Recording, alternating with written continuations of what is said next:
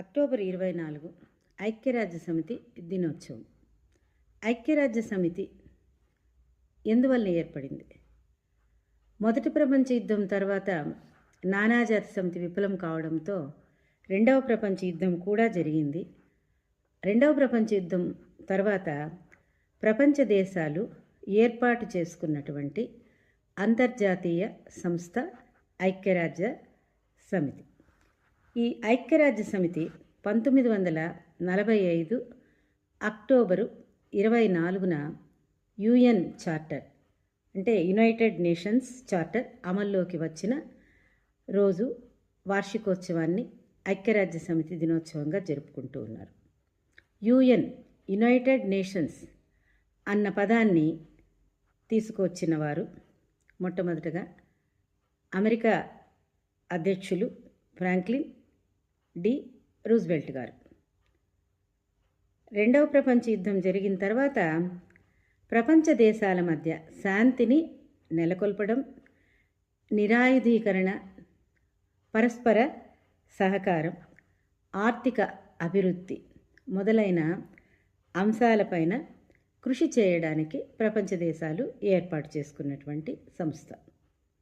దీని యొక్క ప్రధాన కార్యాలయం అమెరికా సంయుక్త రాష్ట్రాల్లోని న్యూయార్క్ నగరంలో ఉన్నదన్నమాట. మొట్టమొదటి సమావేశం ఐక్యరాజ్య సమితి యొక్క సాధారణ సమావేశం 1946 జనవరి 10న లండన్లో జరిగిందనమాట. ఇక్కడ ఐక్యరాజ్య సమితిలో ప్రధానమైనటువంటి అంగాలు 6: సర్వప్రతినిధి సభ, భద్రతా మండలి, సచివాలయం, ధర్మకర్తృత్వ మండలి, ఆర్థిక సాంఘిక మండలి, అంతర్జాతీయ న్యాయస్థానం.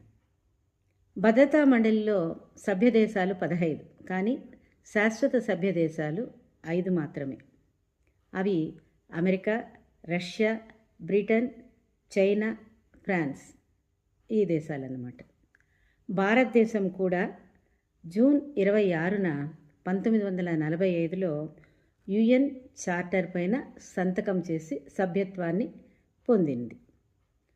2025 అక్టోబర్ 24న 80వ ఐక్యరాజ్య సమితి దినోత్సవాన్ని జరుపుకుంటున్నారు. ఈ దినోత్సవంలో ఐక్యరాజ్య సమితి సమావేశంలో ఐక్యరాజ్య సమితి సాధించినటువంటి విజయాలను, ప్రపంచ శాంతి పరిరక్షణ వంటి అంశాలను చర్చిస్తారు.